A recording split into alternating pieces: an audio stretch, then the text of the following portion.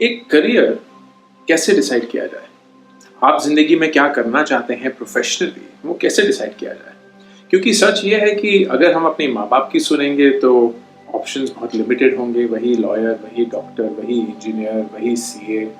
अगर हम दुनिया की सुनेंगे तो ऑप्शंस इतने ज़्यादा हो जाते हैं कि समझ ही नहीं आता, ओवरवेल्म हो जाते हैं इतने। जय हिंद दोस्तों, साल 2005 की बात है। तब एक मासूम सा लड़का कक्षा 10 में पढ़ रहा होता है। सामान्य परिवार, गांव देहात और सरकारी स्कूल होने के बावजूद उसका 10वीं का परीक्षा परिणाम उत्कृष्ट रहा। लेकिन कक्षा 11 में जब सब्जेक्ट चुनने की बात आई तो सोसाइटी के कुछ लोग बोले कि माना कि कक्षा 10 में इसके अच्छे मार्क्स हैं, लेकिन साइंस स्ट्रीम चुनकर मैथ्स पढ़ पाना हर किसी के बस की बात नहीं। सोसाइटी के ही कुछ लोगों का ये भी मानना था कि बायोलॉजी ये इसलिए नहीं पढ़ पाएगा कि ये मानसिक रूप से थोड़ा सा कमज़ोर है, इसलिए हो सकता है कि बड़े होकर इसको इंसानों की चीर-फाड़ करना मुश्किल हो जाए। अब बात करी जाए उस लड़के के परिप्रेक्ष्य की, तो उसने कक्षा 10 में अच्छे मार्क्स जरूर प्राप्त करे थे, लेकिन उसने अपने जीवन के 15 सालों में कभी बाहर निकल के नहीं देखा था। इसलिए उसकी मानसिकता ऐसी थी कि उसको होम सिकनेस की एक बीमारी टाइप थी।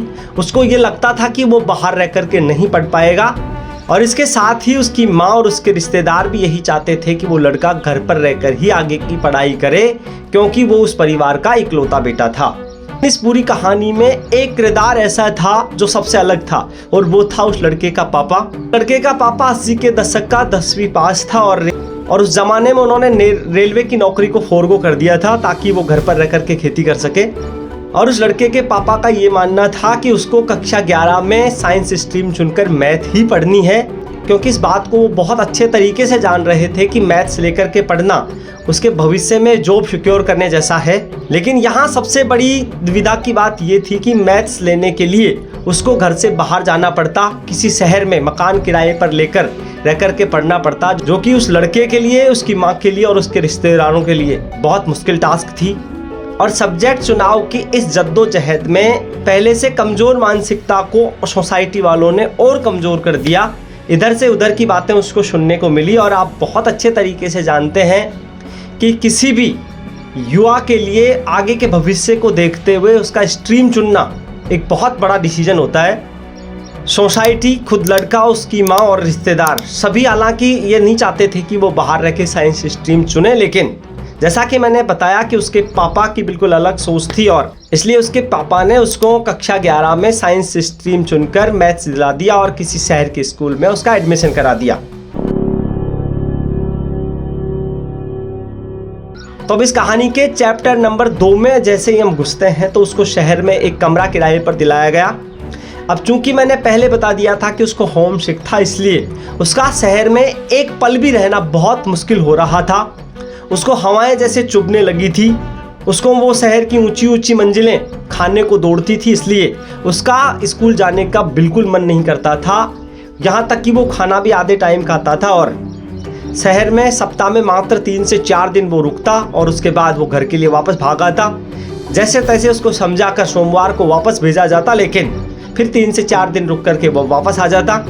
और धीरे धीरे उसकी क्लासें बंक होने लगी, और उसका असर उसके क्लास टेस्टों पे दिखने लगा। जब उसके क्लास टेस्टों में जो मार्क्स थे वो नहीं के बराबर आने लगे, और हाफ ईयरली में जैसे ही उसका परीक्षा परिणाम गिरा तो सोसाइटी वालों को एक मौका मिला, और उन लोगों ने कहा कि हमने तो पहले ही कहा था कि मैथ्स पढ़ना हर किसी के बस की बात नहीं है। वो लड़का भी हतोत्साहित होता दिखा। जैसे तैसे 11वीं के एनुअल एग्जाम आए, और 11वीं के एनुअल एग्जाम को देने के बाद जब परीक्षा परिणाम आया और उसका डिवीजन गिरा, तो एक बार तो उसके पापा को भी ये लगा कि शायद उनका डिसीजन गलत नहीं हो जाए, लेकिन उन्होंने ये सोचा कि कोई बात नहीं, हो सकता है कि सरकारी स्कूल शहर की चकाचौंध में इसने अच्छा नहीं करा हो। लेकिन यहाँ ध्यान देने योग्य बात यह है कि 11वीं के परिणाम के बाद वो लड़का ये चाहता था कि वो स्ट्रीम बदल करके आर्ट्स लेकर वापस घर आ जाए और घर से पढ़ाई करे। और यहाँ उसके पापा की ये जिद थी कि उसको 12वीं में मैथ्स ही पढ़ना है, और उन्होंने उसको उस छोटे शहर से बाहर राज्य की राजधानी यानी बहुत बड़े शहर में किसी प्राइवेट स्कूल में भेज दिया, और वहाँ पर एक छात्रावास था जिसमें वो रहने लगा। लेकिन वहाँ उसको वहाँ रहकर उसके लिए एक पल भी निकालना बहुत मुश्किल हो गया, और उसने एक दिन जाने के बाद वहाँ से बगैर माँ बाप को बताए भागना मुनासिब समझा।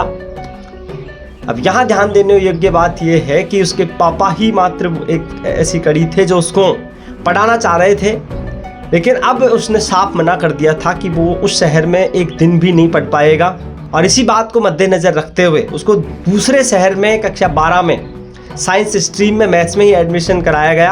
अब चूंकि कक्षा 11 का उसका परीक्षा परिणाम बहुत कम था, उसने जिस सर्कमस्टेंसेस पे पढ़ाई करी थी उसकी बेसिक नॉलेज भी कम थी, लेकिन उसके पापा ने फिर उसको कोचिंग भेजा और उसने PCM अर्थात फिजिक्स, केमिस्ट्री और मैथ्स की कोचिंग करी। और कक्षा 12 की हाफ ईयरली में उसके अच्छे मार्क्स आए तो एक बार लगा कि हाँ ये अच्छा कर सकता है, और धीरे धीरे उसका मन लगने लगा। और जैसे ही कक्षा 12 के एनुअल एग्ज़ाम हुए और परीक्षा परिणाम आया तो परीक्षा परिणाम बहुत चौंकाने वाला था। दरअसल में उस सोसाइटी का ही नहीं बल्कि उन 3 से 4 गांवों में वो पहला लड़का था जिसने कक्षा 12 में मैथ्स में फर्स्ट डिवीज़न प्राप्त करा था। जिन सर्कमस्टेंसेस में उसने ये डिवीज़न प्राप्त करा तो सोसाइटी वालों को लगा कि यार ये कैसे हो सकता है, लेकिन ये सब हुआ था उसके पापा की अच्छी प्लानिंग, एक अच्छी जिद। लेकिन उसकी ज़िंदगी की ये पेचीदगी यहीं ख़त्म नहीं हुई। कक्षा 12 के बाद जब उसको आगे पढ़ना था तो एक बार फिर वो सोसाइटी वालों का भिंडी रोना और रिश्तेदार और फैमिली का भिंडी रोना शुरू हो गया। दरअसल में कुछ लोगों का कहना था कि इसको इंजीनियरिंग करनी चाहिए, कुछ लोगों का कहना था कि इसको ITI करनी चाहिए, कुछ लोग पोलोटेक के लिए कह रहे थे, कुछ BCA के लिए, कुछ BBA के लिए। लेकिन यहाँ भी उसके पापा का ही एक डिसीजन था कि ये नॉर्मल BSc करेगा और उसके बाद इसको 1 वर्षीय B.Ed करा के मैं एजुकेशन डिपार्टमेंट में ट्राई करूँगा। और सबकी जिद की परवाह करे बगैर उसके पापा ने उसको, अब चूँकि इसके 12वीं में अच्छे मार्क्स थे इसलिए उसका फर्स्ट ईयर में गवर्नमेंट कॉलेज में एडमिशन हो जाता है और बैचलर ऑफ साइंस में उसने ग्रेजुएशन की डिग्री ली और उसके बाद 1 वर्षीय B.Ed का डिप्लोमा करा और डिप्लोमा के बाद उसने तैयारियां शुरू कर दी। और संयोगवश उसके चंद दिनों बाद ही स्टेट गवर्नमेंट की तरफ से टीचर की भर्ती आई और उसने सेकंड ग्रेड का फॉर्म अप्लाई किया और उसी से संबंधित तैयारी की। अब यहाँ ध्यान देने योग्य बात यह है कि उसकी प्रिपरेशन में उसके पापा का पूरा हाथ था। उसके कोचिंग से लेकर, उसके नोट्स से लेकर, उसके टीचिंग आवर्स तक को वो मैनेज कर रहे थे। और जब सेकंड ग्रेड का पेपर हुआ तो उसके बाद उस लड़के के चेहरे पर एक हल्की सी मुस्कान थी। तो अभी यही 2 से ढाई महीने बाद जब सेकंड ग्रेड एग्जाम का रिजल्ट आया तो उस लड़के का सिलेक्शन सेकंड ग्रेड टीचर के रूप में हो गया। आज वो लड़का उसी स्टेट गवर्नमेंट में as a second grade maths सेवाएं दे रहा है। तो अब इस पूरी कहानी को सुनने के बाद हम इसके सारांश पर जाते हैं कि हम बार बार ये कहते हैं कि अपने मन की सुनिए। आपके पेरेंट्स कुछ भी कह सकते हैं, लेकिन अभी भी मैं ये मानता हूँ कि हमारे माँ बाप की, हमारे पेरेंट्स की नीयत कभी ख़राब नहीं होती। हो सकता है कई मामलों में उनके डिसीजन अलग हो सकते हैं, लेकिन वो भी बहुत रेयर केस होते हैं, इसलिए ज़्यादा तुर्रम खा ना बने। अपने समझदार पेरेंट्स की बात को भी मानना चाहिए और उसके बेसिस पे भी अपने लाइफ के डिसीजन लेने चाहिए। हो सकता है आप भी उसी लड़के की तरह अपने माँ बाप के बेसिस पर चलें और महज 21 साल की उम्र में आप सफलता की सीढ़ी पर पहुँच जाएं। अब आप सोचेंगे कि वो लड़का कौन होगा। तो इस कहानी के अंत में मैं आपको बताना चाहूँगा कि जिस VK गुरु XYZ को आपने इस डॉक्यूमेंट्री में सुना, ये उस लड़के की लाइफ की रियल कहानी है। तो हो सकता है आपको ये कहानी पसंद आई हो। अगर आपको कहानी पसंद आई है तो आप इसको लाइक करें, इस वीडियो को अपने दोस्तों के पास शेयर करें। इस वीडियो को यहाँ तक देखने के लिए बहुत बहुत धन्यवाद। नमस्कार, मैं विनोद कुमार।